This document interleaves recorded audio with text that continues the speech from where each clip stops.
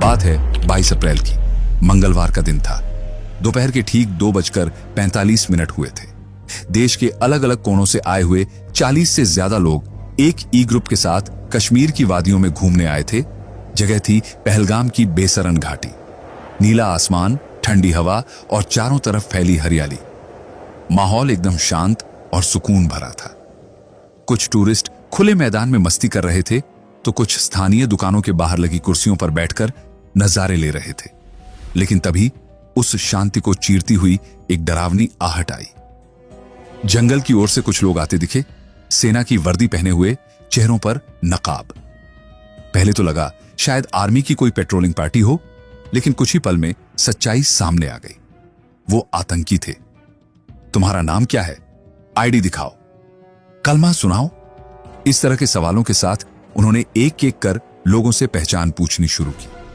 कुछ को कलमा पढ़ने को कहा गया और कुछ की पैंट उतरवाकर उनकी पहचान की गई। जो मुसलमान नहीं थे उन्हें वहीं खड़ा करके गोली मार दी गई।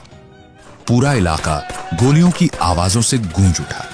करीब 10 मिनट तक गोलियों की बौछार होती रही। चीखें, अफरा तफरी और लोगों की जान बचाने की बेकरार कोशिशें, सब कुछ एक भयानक मंजर में बदल गया। शुरू में बस एक मौत की खबर आई, लेकिन जैसे जैसे दिन ढलता गया, रात गहराती गई, वैसे वैसे हकीकत और डर दोनों अपना असली रूप दिखाने लगे। रात 11 बजते बजते मौत का आंकड़ा 27 तक पहुंच गया। एक दुकानदार कांपती आवाज में बस इतना कह पाया, हम समझ ही नहीं पाए कि यह सब इतना जल्दी कैसे हो गया। कुछ भी कर पाने से पहले सब खत्म हो चुका था। कहते हैं ना, जब दर्द अपनी हदें पार कर जाता है तो दिल भी सुन्न पड़ जाता है। न आंसू बहते हैं, न आवाज निकलती है। इंसान पत्थर बन जाता है।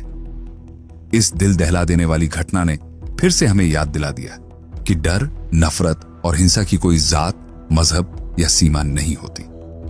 हम सबका फर्ज है कि ऐसी घटनाओं के खिलाफ आवाज उठाएं, इंसानियत के साथ खड़े रहें और सबसे जरूरी शांति और एकता बनाए रखें। एक तस्वीर जो दिल दहला देती है, एक औरत जमीन पर बैठी अपने किसी अपने की लाश से लिपटी हुई। ये फोटो उस दर्द की एक जीती जागती मिसाल है जिसे लफ्जों में बयां करना मुश्किल है।